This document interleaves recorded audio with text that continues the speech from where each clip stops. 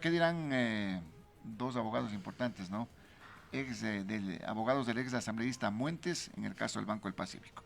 Bueno, 7:45. ¿Cómo está el tema de lo que se va a plantear en la consulta popular respecto al trabajo por horas? Ha sido un tema que por un lado tiene mucho respaldo en el sector empresarial, en el sector empleador, pero por otro lado, cuestionamientos, críticas desde el sector de los trabajadores, de las centrales sindicales, de algunos entes que tienen relación específicamente con la ciudadanía. ¿Qué va a pasar con esta pregunta? Rodrigo, ¿cómo estás? Gracias por estar aquí y esperarnos estos minutitos. Bienvenido. Muy buenos días, Osvaldo. Buenos días a todos los radioescuchas e internautas que nos siguen. Ya, permíteme, solamente tú fuiste ex miembro del Consejo Nacional de Salarios, ¿no? De trabajo durante algunos años, así es, reelegido, no extendido en funciones como otros. Como algunos. Exacto, es que yo creo que a veces se confunde y el Consejo Nacional del Trabajo es un órgano tripartito. A ti te religió el sector empleador, ¿no? Empleador. El sector y es un órgano tripartito que trabaja en coordinación con el Ministerio del Trabajo. Bien con los trabajadores, con los representantes. Hemos mantenido muy buena relación, lo que no significa que tenemos que estar de acuerdo en todo. Y a veces inclusive con el sector empleador internamente también tenemos nuestras desavenencias, y buscamos construir soluciones pensando en todos, no solamente en empleadores, sino principalmente en esos 7 de cada 10 ecuatorianos que no tienen empleo. Porque muchas veces, y en esto sí ha sido una crítica sostenida, al sector de los trabajadores. Si te llega eso de que 7 de cada 10 no tengan empleo formal. Claro que llega. Ese es un número. Ese es un número pavoroso. Y ahí es cuando nos preocupa que cuando vemos las normas que se han ido construyendo, la ley de justicia laboral, que como lo he mencionado en varios foros y en varias ocasiones, más parece ley de injusticia laboral, porque antes de esa ley el empleo pleno ya estaba alcanzando el 49%, y luego de esa ley cayó hasta el 38%. Ojo, 38% antes de la pandemia, para no echarle la culpa a la pandemia de todo. Más bien en el periodo de pandemia. Pero se complicó con la pandemia, ¿no? No, la pandemia la complicó no en el Ecuador, la complicó en el mundo entero. Exactamente. Y más bien nos dimos cuenta en pandemia. O sea, pero antes estábamos ya con el 38%. Ya estábamos con el 38%, pero la pandemia nos evidenció algo. Pero ahora estamos peor. Estamos con el 34, 35, está peleándose por ahí, pero vemos que no vamos a levantar de eso. La pandemia nos evidencia que el mundo visibilizado como se lo tenía y como se lo tiene en el código y como lo tienen ciertos dirigentes sindicales, como que el mundo sea exactamente el mismo de 1930, 1940, pues ha cambiado sustancialmente y ha cambiado en términos de automatización, robotización, que justamente lo mencionaba días atrás. Yo decía, hemos visto salió en un canal de televisión un corto sobre inteligencia artificial, donde tú llegas a una pantalla, comida rápida, solicitas con los botones lo que tú quieres, el sistema procesa y hay un robot, o serán 2 robots, que te preparan toda la comida y te la entregan. Cero mano de obra. Así es. Cero mano de obra. Por cierto. ¿Viste los presentadores de noticias? Claro, cero abusos de los empleadores, cero quejas de los trabajadores, cero acoso laboral. Por favor, ese es el mundo al cual estamos adentrándonos. Entonces, ese mundo es el que también hay que entenderlo. ¿Qué va a pasar en este mundo? ¿Qué va a pasar en este mundo en el que la robótica, la inteligencia artificial va a predominar? ¿Qué va a pasar con la gente? La gente tiene que sobrevivir, pues. Tiene que sobrevivir, pero tiene que actualizarse también. Entonces, ¿qué tienes en el caso del campo? Te voy a hablar de hace 120 años, ni tú ni yo estábamos aquí. Ingresa al sector agrícola el tractor. ¿Qué pasó? El tractor desplegó mucha gente que hacía las labores manuales. ¿El tractorcito? El tractorcito. El tractorcito con diésel subsidiado y contaminante. Ya. El tractorcito justamente entró y movió mano de obra. Movió mano de obra que trabajaba con herramientas manuales. Ahora, el tractorcito ya no está. ya no contamina con el diésel subsidiado, sino ahora se utilizan drones para fumigar, drones para cosechar, drones para sembrar, ni las avionetas. Y estos drones se cargan con energía eléctrica. Entonces, ahí vamos viendo cómo el mundo va evolucionando y cómo las personas también van evolucionando y se van adaptando a las nuevas realidades. Ahí nos preocupa, por ejemplo, qué es lo que pasa con los jóvenes que están metidos en las pantallas de los celulares más horas de las que están atendiendo las clases, por ejemplo. ¿Ya? Pero esa es otra historia. Pero el tema del trabajo por horas. ¿A qué vamos en este sentido? Ahí vamos. ¿Cómo confluye el tema de trabajo por horas? Ahí va el tema del trabajo por horas. Entonces, cuando tú conceptualizas, y te voy a dar mi ejemplo personal para que no.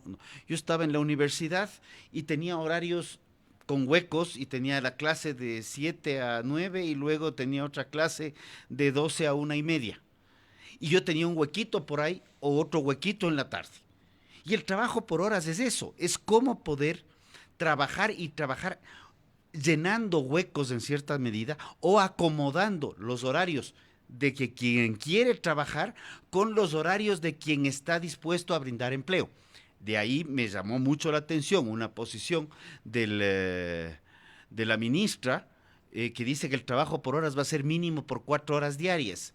Entonces creo que... Es que eso te obliga a la seguridad social. Pues. A eso iba. Creo que primero no estamos entendiendo... Para que puedas afiliarte por lo menos medio tiempo, 4 horas. Creo que ahí no estamos entendiendo qué significa trabajo por horas. Porque si vamos a hablar de medio tiempo... No nos gastemos en la consulta, ya digamos, apliquemos de mejor manera la jornada parcial permanente y no nos demos vueltas. ¿No? Exacto, o sea, no queremos que todo cambie para que todo quede igual, queremos que todo cambie para mejorar las condiciones. Ahí iba yo. Uno de los temas fundamentales, y creo que contigo lo hemos conversado en varias ocasiones, es no se puede seguir pensando en el tema laboral como que fuera una cosa desconectada del tema de la seguridad social. Ese es uno de los problemas históricos que hemos mantenido, por lo menos de lo que yo puedo dar fe, 20 años. O sea, solo 20 años. Necesitamos trabajar de la mano. Y así como tenemos que dar una flexibilidad a la contratación para poder incluir más gente en el contrato, tenemos que abrir espacios para que la seguridad social también entienda estas nuevas formas de contratación. Porque si el uno va por un andarivel apuntando hacia el siglo XXI mediados y siglo XXII y el otro lado quiere quedarse en 1935, antes de que incluso exista el Código del Trabajo, pues es imposible. Eso lo único que deriva es que el sector que requiere generar empleo y que requiere tener empleo pleno con derechos, pues no va a encontrar un espacio nunca. Pero nunca ha habido consensos, digamos, en estos diálogos, sobre todo al interior de esta institución mismo. Al revés, hemos discrepado muchas veces en materia de salarios, ¿ya? Sin embargo, en materia de política... Ese es el principal obstáculo del calor, nunca... ¿no? En materia de política laboral hemos avanzado muchísimo. Ese es el tema. Lo que sucede es que como... la parte sale de lo técnico, sale de lo estructural, sale de lo inclusive, de un pragmatismo social y entra al vaivén de la politiquería del momento. Hay acuerdos a nivel del Consejo Nacional del Trabajo y Salarios que se llegamos en el 2019, donde ya se habló de la importancia de tener principios, por ejemplo, de desconexión digital. Claro. Ya en el 2019, antes de la pandemia, ¿no? Todos los temas fuertes se hicieron antes de pandemia. En pandemia, más bien se pudieron aplicar porque ya hubo un pragmatismo político de un grupo de asambleístas que se dieron cuenta que el mundo había cambiado, claro. que así ha sido diferente. Es como que nos hablan del cambio climático de escritorio para adentro, sin darse cuenta de lo que está pasando en las calles, sin darse cuenta de lo que está pasando. El ejemplo para mí extremo es, por favor, vean las noticias y cojan en Google para que sea fácil y utilicen la tecnología. ¿Qué pasaba en Uruguay hace 2 meses con una sequía extrema, con prácticamente racionamientos peligrosísimos de agua potable. Que tenían que entregar aguas en bidones, ¿no? Y en este instante, tener a Montevideo con 40, 50 centímetros de agua por sobre el nivel de las calles, en inundaciones. El mundo cambia. El mundo evoluciona. Es producto del cambio climático. Ese es cambio climático. Pero en el tema tecnológico, el mundo evoluciona. No, estamos de acuerdo. Y ahí viene, ve. Había un señor de barba grande, que es uno de los señores que marcó una pauta en la historia del mundo. Se llama Charles Darwin. Y él decía que la especie predominante no necesariamente es la más fuerte, sino es la que mayor capacidad tiene de adaptación. Adaptarse, claro. Entonces tenemos que adaptarnos. Y las normas y las leyes del año 38, con el mismo código, no es problema, tienen que irse adaptando a las nuevas realidades. Pero en este caso estamos hablando del trabajo por horas y lo que seguramente la ciudadanía va a aprobar en la consulta popular. ¿Quién no va a querer tener trabajo por horas, digamos, en este caso? Pero, ¿qué es lo que se va a concebir en este caso? ¿Se va a generar más empleo con el trabajo por horas? Cuando nosotros... dime francamente, Rodrigo. Te voy a decir, si es que vamos a hacer un trabajo por horas, para que luego nos quedemos con una jornada parcial permanente, hemos puesto un membrete, hemos cambiado el membrete a una forma de contratación que sabemos que no genera más empleo. Entonces no va a pasar nada. Ah, ya. Perdón, clarito. Así de crudo. Así si es que vamos a usarle en esa línea, si vamos a entender el trabajo por horas como lo que es, trabajo por horas, donde se paga por hora trabajada, sea esta 1, 2, 5, 7, 9, y esa hora se acuerda el cómo consolidar el valor de hora, que puede ser un tema de discusión. No, es que es un tema de discusión en este momento. Donde deben estar los décimos, donde deben estar consideradas las vacaciones, donde de pronto se diga, ok, si usted está trabajando por horas y ha trabajado por horas, por tantas, llega a consolidar tantas horas, pues tiene un espacio de vacaciones. Son temas que se pueden acordar. Si es que vamos a trabajar en trabajo por horas con derechos a la seguridad social, probablemente con regulaciones y limitaciones, así como tiene el seguro campesino. ¿Ya? Yo creo que estamos construyendo algo que sí puede solucionar problemas de empleabilidad. Me quedó latente, pero dices al principio que no va a solucionar nada, pues el trabajo por horas. No. Yo te estoy hablando dos escenarios. Es lo que me estás diciendo. Escenario 1, trabajo por horas, entendiéndose como jornada parcial permanente. Eso no va a solucionar nada. 2, trabajo por horas, entendiéndose trabajo por horas, hora trabajada y hora pagada. Eso sí va a solucionar cualquier cantidad de temas y va a abrir cualquier cantidad de espacios de empleabilidad, particularmente a jóvenes. Vas a tener dificultad. ¿Cómo le garantizas los derechos laborales a un trabajador que va por 1 hora, 2 horas? ¿Cómo lo haces? En el valor de la hora. Porque en el valor de la hora están los prorrateados de los décimos. De ese valor le descuentas para la seguridad social. Y de ese valor se cuadra para que una parte, tanto del trabajador como del empleador, vaya a la seguridad social. Y con eso hacemos algo más. Con eso le damos más aportes a la seguridad social. Y no estamos hablando de subir el aporte al 30% para solucionar un problema que no tiene solución por ese lado. Sí, es un tema que también teníamos que hablarlo, ¿no? En este caso. Pero, pero ¿cómo acoplas? ¿Cómo controlas? ¿No va a haber una generalidad? ¿No va a haber el abuso? Regreso a mi ejemplo personal. Yo trabajaba por horas cuando estaba en la universidad y ahí teníamos... No teníamos tanta tecnología. ¿Pero no eras afiliado a la Seguridad Social? Era afiliado. ¿Sí te afiliabas? Era afiliado. Y tenía prorrateado 13º, 14º. Hace rato, entonces. Y eso funcionaba muy bien en los años 90. El Código del Trabajo, si ustedes revisan el código, cualquier cantidad de estamentos están vinculados al trabajo por horas. Es el disparate del 2008 que cambia las reglas del juego. De la Constitución, dices tú. Sí, Constitución. La Constitución del 2008. No deja de ser eso mismo. Pero ese tema de tener la opción de trabajar por horas y cómo se registraba. Yo llegaba a la empresa, había esas tarjetitas que marcaban y timbraba tarjeta y ahí aparecía la hora que yo regresaba. Timbraba tarjeta al final y al final del mes se cuadraba cuántas horas había trabajado y sobre eso se me pagaba. Si hoy día llegas y pones de la huella, otros tienen sistemas más modernos que llegas y pones la cara, ya ni siquiera, así como los celulares, reconocimiento facial.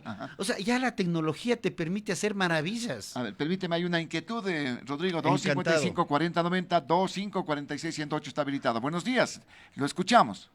Muy buenos días, licenciado Morocho.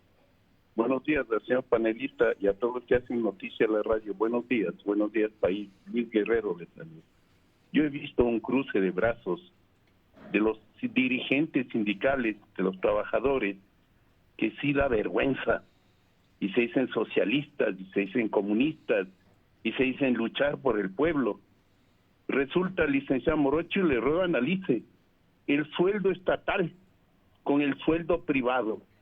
Un empleado del Estado gana un básico de $1,200, y hay empleados que ganan $3,000, $4,000 y no hacen nada. Y hay empleados en trabajos por contrato que ganan hasta $70,000 mensuales. Asústese, licenciado Morocho, pero era verdad. Entonces, ¿qué es lo que se debe aquí? Primar. Y los laboristas, ¿qué es lo que deben luchar? Igualdad en salario. Igualdad. Privado y estatal. Pero en el correísmo se hizo una horrible división. Ahora, ¿cómo generar trabajo? Hay empleados públicos donde trabajan grupos familiares, licenciado Morocho, marido, mujer, hijos, yernos, entenados, la moza del marido y el mozo de la mujer. Así trabajan. A ver, pero no vayamos por esos términos. Yo sí quiero. Yo entiendo la actitud del señor Guerrero, pero no vayamos con esas priorizaciones. Yo creo que el señor Guerrero está hablando algo que probablemente a Osvaldo le ha preocupado un poco, pero está hablando verdades que hay que decirlas y yo más bien lo felicito. Yo la única cosa que le haría referencia es que debemos corregir el tema de los sueldos estatales y debemos depurar todas estas distorsiones definitivamente. Con un detalle. ¿Bajando los sueldos? No, por lo menos tiene que mantenerse como están y depurar. En el sector público los sueldos están congelados hace muchos años. Pero espérate un segundo. Hace muchos sueldos. Pero venimos a los temas de contratos en los cuales todos esos contratos ocasionales deben irse depurando y muchos deben irse terminando. Puede sonar antipático, pero es así. Pero hay un detalle extra. En los sueldos estatales hay una prohibición de que no puedan ganar más que el presidente. Sin embargo, hay muchos que ganan más. Pero un detalle. Acá ¿qué es lo que sucede? ¿Qué es lo que sucede con los sueldos estatales, señor Guerrero, señor Morocho? Todos quienes nos están escuchando con todos los apellidos. Los sueldos estatales los pagan ustedes. Los pagamos nosotros a través de los impuestos. Los sueldos privados los paga el sector privado a través de lo que puede vender y puede generar producción, puede generar comercio, puede generar industria. Esa es la gran diferencia. Entonces, el Estado gasta a manos llenas cuando nos damos la vuelta y decimos, es que el Estado pague. Claro, el Estado no le preocupa. El Estado dice, ok, yo pago. Y dice, chévere, yo pago y voy a subir los sueldos o voy a subir la gente. Se da la vuelta y dice, reforma tributaria, vamos a subirle, vea, échele un par de puntos por acá al tal impuesto, súbale este otro impuesto. Súbale el IVA al 15%. Entonces terminamos peor que el IVA, el ICE o el ISD, y terminamos siendo nosotros los ciudadanos los que pagamos el sueldo de esta gente que acaba de describir usted, señor Guerrero. Tú eres un agricultor, ¿te va a afectar el IVA o no? ¿El IVA? Ajá. Claro que nos afecta. ¿Por qué? Pero vos produces leche, pues, y la leche claro, no grava el IVA. La leche, la canasta. A ver, la leche que yo vendo no grava el IVA.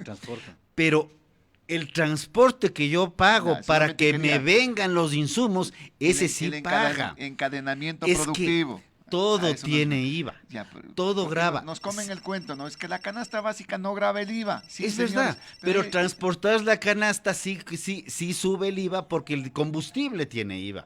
Y de hecho, en combustible debemos transparentar y eliminar subsidios, porque por ahí hay cualquier cantidad de corrupción. A ver, sí, el 255-4090, 2546-108 está habilitado. Buenos días, lo escuchamos. Buenos días. El doctor Terán le saluda. Doctor Terán, con gusto. Buenos días. Mire, yo considero que lo que se está planteando es racionalizar hasta el hambre. Porque para unos comen demasiado, otros no comen nada. Y como usted se ruborizó cuando dice hasta las amantes tienen empleo, ahí tenemos el ejemplo patético, la migovia del Glass, sin trabajar, facturando en la prefectura provincial de Pichincha, y no ha pasado nada. ¿Cuánto ganaba ella? Sin trabajar, yendo a servirle en la cárcel a Glass. Esas cosas son las que prácticamente denigran la condición social en el Ecuador. Hay gente que sí, por ejemplo, le pongo un ejemplo pequeñito, Mundo Universidad Central nomás. Vaya usted a ver cuántos familiares del decano del uno pone a trabajar en el decanato del otro, y es más, se hacen las famosas clasificaciones. Diga usted, por ejemplo, usted recordará, la Facultad de Ingeniería era una sola, donde estaba Geologías, Minas y Petróleo, Civil, y comienzan a hacer las divisiones. ¿Para qué? Para tener decanos, tener poder y además diversificar los sueldos. Entonces, así este país, le pongo como un ejemplo pequeño. Entonces, aquí se crean cargos para beneficiar a su clan familiar o para beneficiar a un sector político que ya todos los conocemos. Felizmente hoy se les está quitando la venda de los ojos a parte del pueblo, porque los socialcristianos nunca han sido sindicados en nada, porque han manejado siempre la justicia. Buenos días. Buenos días, gracias por la participación. 255-4090, 2546-108 habilitado. Buenos días, lo escuchamos. Buenos días con todos. Al señor de la Torre, usted mencionaba que hay una corrupción también de parte de los empleadores. Usted en los 90 podía ser afiliado y podía trabajar, pero no había la corrupción que hay ahora. Usted ahora le entrega el dinero porque le descuenta al empleado, pero no van y depositan en las cuentas del seguro. Ahora hay que hacerles juicio al empleador para que devuelva hasta la plata de la hipoteca de la casa cuando el empleador pagó y fue descontado. Y por otro lado, ahora no es solamente los profesionales, las personas que están involucradas en este problema. Los mismos funcionarios públicos están trabajando en instituciones privadas, ganando un sueldo del Estado, cuando dice que un funcionario público no puede desempeñar cargo privado y peor cobrar. Entonces eso es lo que está pasando en el país y nadie lo ha dicho. Un buen día. ¿En dónde? ¿Cómo? Ministerio de Salud. Usted va a los hospitales y los encuentra los mismos médicos del Ministerio de Salud en los hospitales privados cobrando, mientras en el hospital no la atienden. Ya le entiendo. Señora, tenemos que combatir la corrupción, venga de donde venga, y que caiga quien caiga. Puede sonar un cliché, puede sonar trillado, pero así es. Hay que combatirlo por todo lado. Y lamentablemente yo creo que el tema de la seguridad social no es un tema actual.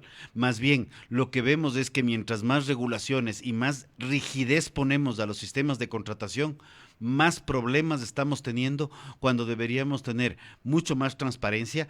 Actualmente la tecnología nos permite mejorar muchísimo los sistemas de control, lo hemos mencionado previamente, pero tenemos que dar flexibilidad a la realidad actual y no pensar que seguimos de 1930. Hay una inquietud de ciudadano, una más. Escuchemos a los ciudadanos, 255-4090 y el 2546-108 habilitado. Buenos días, lo escuchamos. Sí, buenos días, licenciado, señor invitado. Bueno, nosotros sabemos la corrupción que existe. Y a la misma ley, a los mismos jefes. Quería poner un ejemplo. En el municipio de Quito, el esposo trabaja en imprenta, la mujer trabaja haciendo bailoterapia, y la hija que recién graduó es la secretaria del señor de la imprenta. Eso tenemos que cortar de raíz. Ese era mi comentario. Buen día. Gracias también, pero eso sería comparto plenamente hay que depurar el sector público urgentemente. 255-4090, 2546-108 habilitado. Buenos días, lo escuchamos. Buenos días, licenciado Morocho. Buenos días al señor entrevistado. Bueno, de mi parte también sí hay un poco de molestia como ciudadano. En realidad, pues, yo puntualmente hablando del Ministerio de Gobierno, por ejemplo, ahí existe conductores, como 80, 90 conductores para 200 personas que existen en el Ministerio de Gobierno. Entonces, mire, licenciado, ahí no pueden hacer absolutamente nada porque hay sindicatos. Pues, sin embargo, hay conductores, claro que son personas que no ganan tanto, pero le prometo que no salen un solo viaje en el día, pero sin embargo ya sacan la pintura de los carros solo limpiando y no pueden despedirles porque tienen sindicato y no hay trabajo ahí. Entonces, eso a la larga son cientos de conductores que tienen el sindicato a nivel nacional, pero sin embargo no pueden hacer nada. Incluso la otra vez cuando vino la ministra de gobierno dijo también a algún un medio de comunicación que estaba en desconformidad, pero ella no podía hacer nada. Eso también deberían ver, licenciado Morocho. Buenos días. Hemos hablado, gracias, perdóname, hemos hablado de gobierno central, hemos hablado de entidades adscritas, hemos hablado de gobiernos autónomos descentralizados. En todos urge una depuración en materia de personal y sobre contrataciones, porque eso nos afecta a todos. A ver, hay otra inquietud. 255-4090, 2546-108 están habilitados. Buenos días, lo escuchamos. Licenciado Osvaldo, buenos días. Andrés Castillo saluda. ¿Cómo va, doctor Castillo? Sí, muchas gracias. Mira, yo le llamaba por lo siguiente, de pronto me salgo del tema, pero no deja de ser preocupante. ¿Sabe que la semana que pasó el día domingo, me gusta irme por la Plaza Grande a darme unas vueltitas por el centro histórico? Pero es lamentable ver, hay un grupo de señoras, de jóvenes, de niños que andan, ¿qué les digo?, robando especialmente a los turistas. Se observó que andan con unas chompas, con unos sacos en los brazos, escondiendo lo que intentan hacer. Entonces, yo pienso, no sé de qué manera se pudiera hacer una campaña para que se tenga ese tipo de precaución, por cuanto se deja una imagen totalmente negativa de nuestro país como tal y especialmente de la ciudad. Quisiera valerme de su medio de comunicación, licenciado, como digo, a ver si la institución que tenga competencia en eso, para que se haga una campaña, para que tenga las precauciones necesarias. Es lamentable ver ese tipo de cosas. Muy bien. Yo creo que hay que felicitar al señor porque está haciendo referencia a algo. Tenemos gente que está ahuyentando al turismo y las autoridades de control no hacen nada. Dejemos de estar persiguiendo al pico y placa y comencemos a fomentar el desarrollo de la ciudad y que la gente se sienta más a gusto. ¿Te imaginas lo que es eso en la plena Plaza Grande? No. Que tengas esta incidencia de gente que te esté agrediendo pero, o esté atentando. En vez de estar dedicados a perseguir el pico y placa, comencemos a ver y ver cómo sacar tajada de escrito y declarado por los mismos concejales. Comencemos a ver cómo esas autoridades que están con sueldos del Estado, en último caso, que aunque sea la novia, que de una vez vayan a ayudar a que la gente se sienta más a gusto. Vas a generalizar estos temas ya. No, yo estoy, aunque sea, dije. Y dije novia, no moza. Vamos con otra inquietud que está pendiente. Buenos días, lo escuchamos. Muy buenos días. Muchas gracias, licenciado, y al señor que está en el panel. Mire, nosotros aquí en el país vivimos cada vez como el cangrejo. No salimos adelante, siempre vamos para atrás. Mire, las leyes aquí en el Ecuador, por ejemplo, nos asustábamos que antes daban 15 años a los asesinos, que a la gente 10 años, que hacía alguna... Esto sigue dándose hasta hoy día. Aquí la jurisprudencia no ha avanzado ni un ápice para adelante, por eso es lo que se da todos estos casos que ustedes están mencionando, porque las leyes aquí se van, hasta los mismos delincuentes se les van riendo en la cara, porque ellos dicen, sí, nosotros tenemos mejores abogados que los que ellos creen, y nosotros nos salimos por una puerta, entramos por una puerta y salimos por la otra. ¿Por qué? Porque aquí no hay leyes. Este país necesita nuevas leyes, pero con gente nueva, no con estos señores que están viéndose cómo están trabajando y no trabajan para el país, sino trabajan para el bolsillo de ellos. Muchas gracias, licenciado. A usted, muy amable. A ver, Rodrigo, vamos contextualizando. Comparto plenamente y creo que las famosas medidas cautelares y las medidas sustitutivas que han sido una farsa y una complicidad alcahueta a los delincuentes lo evidencian.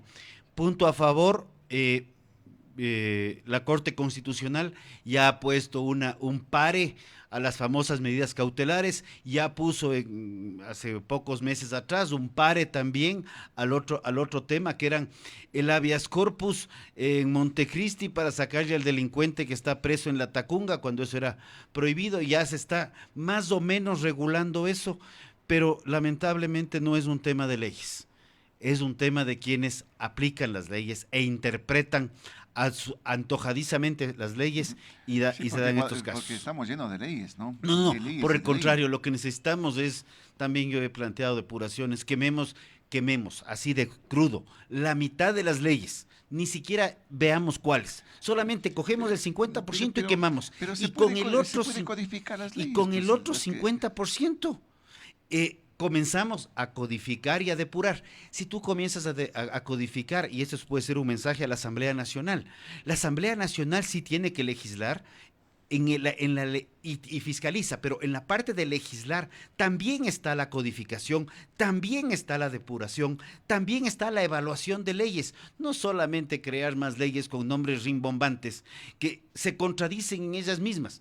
Acabo de revisar la ley de acoso laboral, nadie se opone a eso, pero esa ley se va y crea distorsiones jurídicas con el mismo Código del Trabajo. Entonces tienes 2 artículos que no sabes por dónde mismo te vas. Claro. Entonces, cuando creas leyes sin entender lo que es una ley y tiene un bonito nombre... Cuando creas leyes que se van por encima de otras leyes que se o en contraponen. contra, pero tienen nombres bonitos. En eso sí yo creo que hay que sacarse el sombrero. Las leyes ahora tienen unos nombres rimbombantes, larguísimos y muy poéticos. Pero temas, ¿no?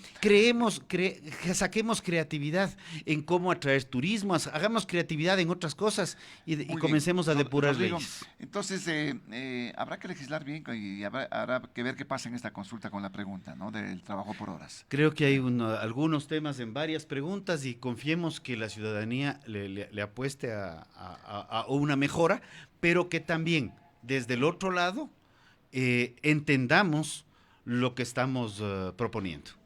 Gracias. Gracias, Rodrigo, muy amable. Gracias, siempre es importante conversar contigo, porque tienes otra noción de las cosas. Eso es fundamental. A ver, ayer también hubo una importante reunión en la Asamblea Nacional, precisamente, una comisión importante en la que se estaban escuchando a ver qué es lo que está pasando con esto de los recursos, el fenómeno del niño. Los gobiernos autónomos descentralizados, las prefecturas necesitan recursos, algo se ha entregado. El presidente fue a entregar en Manabí recursos porque están golpeados allá por el tema del fenómeno del niño, pero hace falta más y han comparecido autoridades como la prefecta de la provincia, ¿no?, la abogada Paola Pavón. Efectivamente, la información la tenemos. La presidenta del CONGOPE evidencia ante la Asamblea Nacional la afectación en los territorios por falta de recursos a los GAPS. La presidenta del Consorcio de Gobiernos Autónomos Provinciales del Ecuador, CONGOPE, Paola Pavón, en audiencia ante la Comisión Especializada Permanente del Derecho al Trabajo y a la Seguridad Social de la Asamblea Nacional del Ecuador, manifestó que la falta de asignación de recursos a los GATS provinciales ha impactado negativamente en los derechos de la ciudadanía al afectar la obra pública en los territorios y mejorar la calidad de vida de la gente. En este sentido, la prefecta Paola Pavón dio a conocer que al momento el gobierno central debe a los gobiernos provinciales un total de 551.989.000 dólares, de los cuales 175 millones corresponden al modelo de equidad territorial, 113 millones correspondientes a los convenios FINGAD, 16,4 millones FINGAD, 11 FINGAD número 2, 31 millones, FINGAD número 3, 68 millones. Es la nota que se desarrolla. 197 millones de asignaciones por ley. Ley de Desarrollo Amazónico, 112 millones. Empresas eléctricas, 84 millones. Ley 047, 771 millones y otros recursos pendientes de pago. Riego, inversión, 31 millones. Riego corriente, 8,8 millones. Devolución del IVA, 13 millones. Pago en efectivo, FINGAD, 1.4 millones. Dragado, 10,8 millones. La falta de entrega de recursos a los GAT provinciales ha afectado en el pago puntual de sueldos a empleados y trabajadores de la provincia de Bolívar, Carche, Loro, Loja, Los Ríos, Manabí, Santa Elena. Esta es la información que la recogemos de... Esa es la preocupación, y ayer lo hizo trascendente la prefecta Paola Pavón, ¿no?, que es la presidenta del CONGOPE. Ahí está. De los gobiernos provinciales. Vamos a escuchar a la... provinciales, de los gobiernos intermedios. Es una situación crítica, difícil, una situación que además... Si le ponemos difícil, el volumen. Una situación que además se ha complicado con la inclemencia del tiempo. No, lamentablemente no sé qué pasó, pero le voy a tratar de enviarle. Pero ya se encuentra el doctor Gustavo Reyes en esta mañana, con quien vamos a conversar sobre temas tributarios. Vea que en este